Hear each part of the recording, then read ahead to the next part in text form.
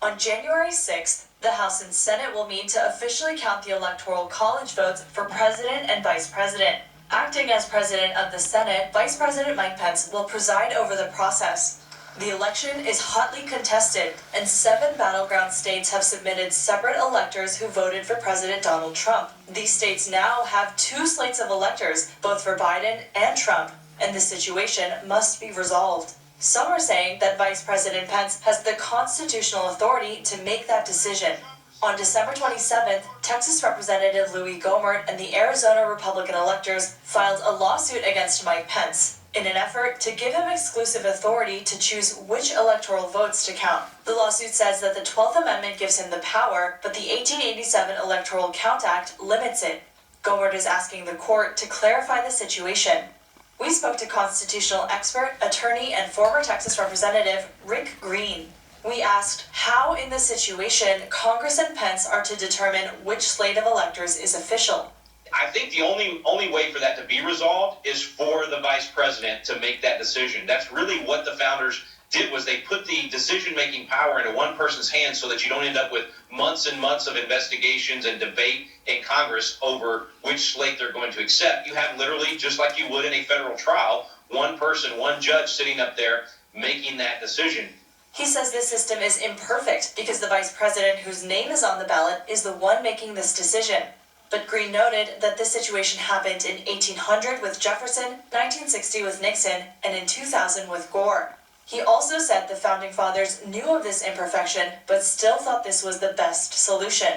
Green says if senators certify the vote, they're saying they're okay with lawlessness because governors and secretaries of state violated the Constitution when they changed election laws without going through the legislature.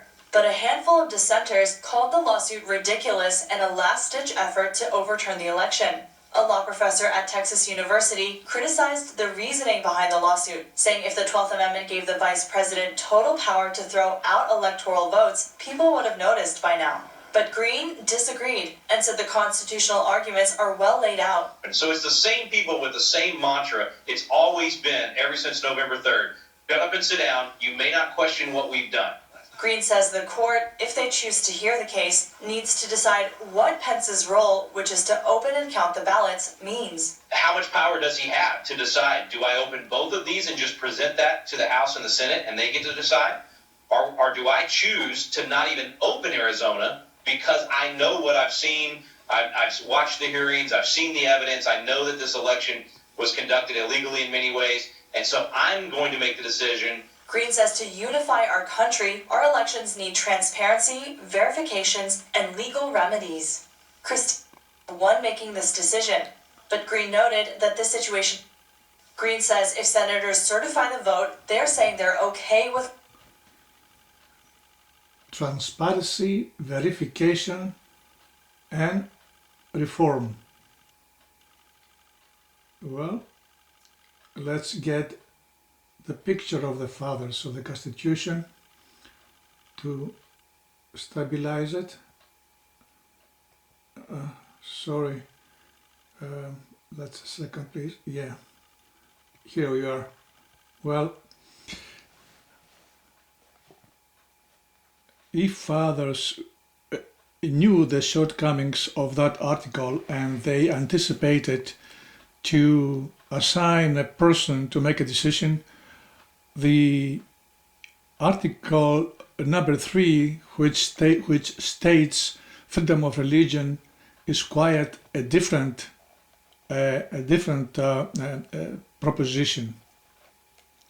That article is not a matter of the question of freedom of religion, but the question of the definition of religion. What is religion?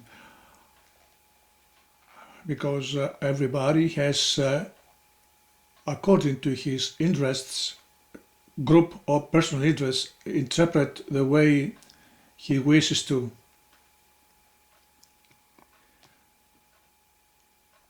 The first who has manipulated the Constitution is the governments of the United States. They the government represents a particular and exclusive branch of religion, Christianity, and as a protector of that religion, it has made it the official representative of the whole country. This is first manipulates the constitution because the government should remain neutral, and secondly, the government is responsible for all the crimes that happened in the states.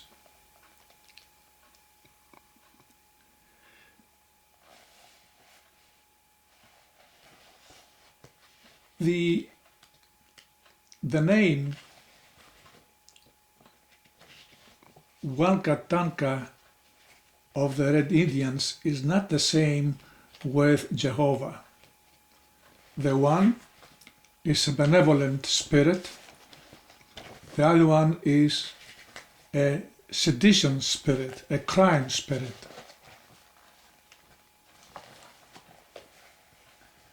And if we can touch this one, no, we cannot.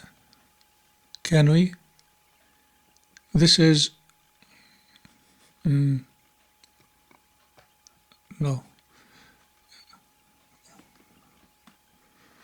I can show it to you. It doesn't take it.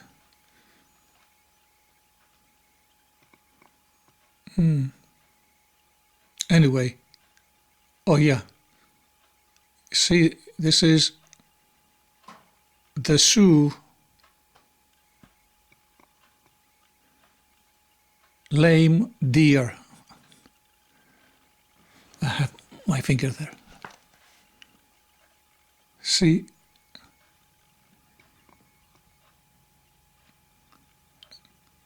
lame deer. He's a medicine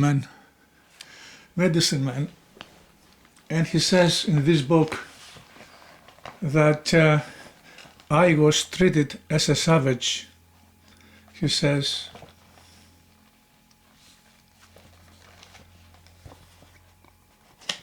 also, for 50 years long they jailed us if we danced the sun dance, calling it a crime, an Indian offense. Indian offense? This is usurpation.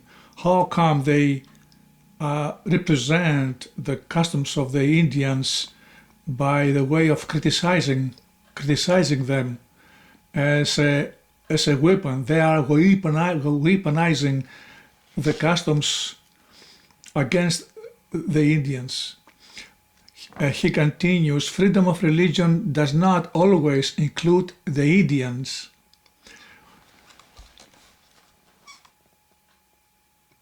The founding fathers are responsible for the genocide that took place in the States on the name of their religion and their customs. Sitting Bull, when asked about his religion, he says, I know you whites, you think that our religion is crazy, but we think the same way for yours.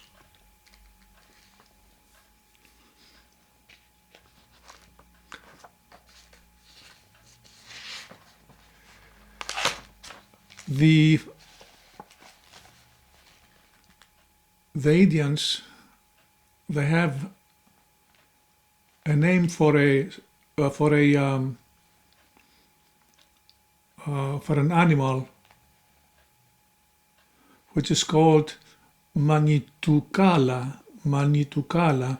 It's a good animal because of its endurance, protects the newborn turtle.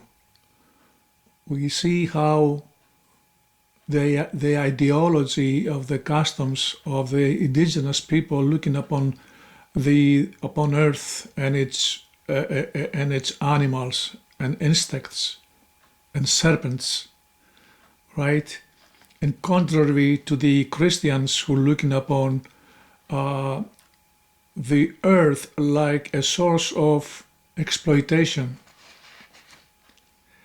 The founding fathers studied the Aristotle, the Constitution of Athens, and Xenophon, laconic agogi, to be able to form the Constitution. But unfortunately, the most controversial point, which is religion and very dangerous, they did not took proper care.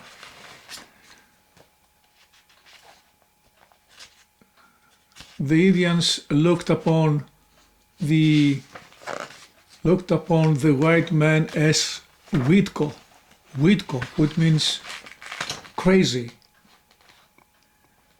people, the blue bellies.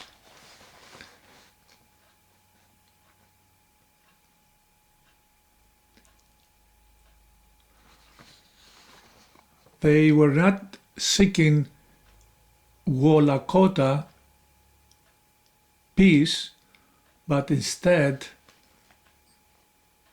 persecution, exploitation, and annihilation.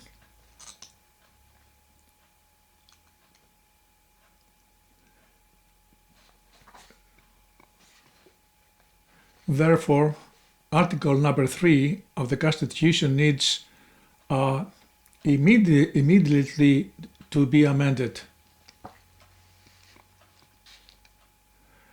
It's a most thorny issue, an article which will bring probably another civil war in the States.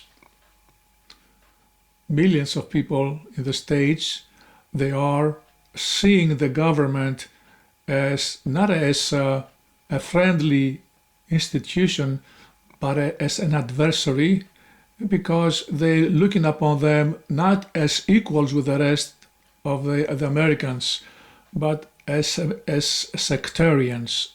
And the reason is because they don't believe, they're not Christians.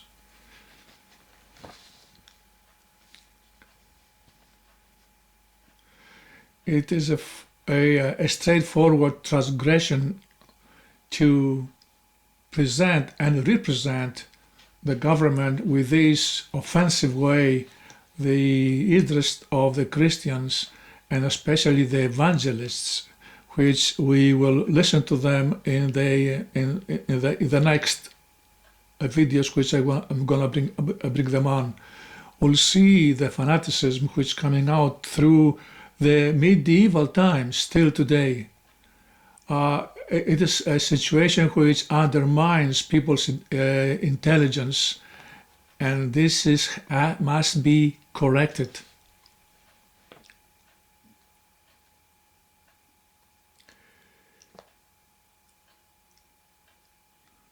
I will return with our next subjects concerning the American problem.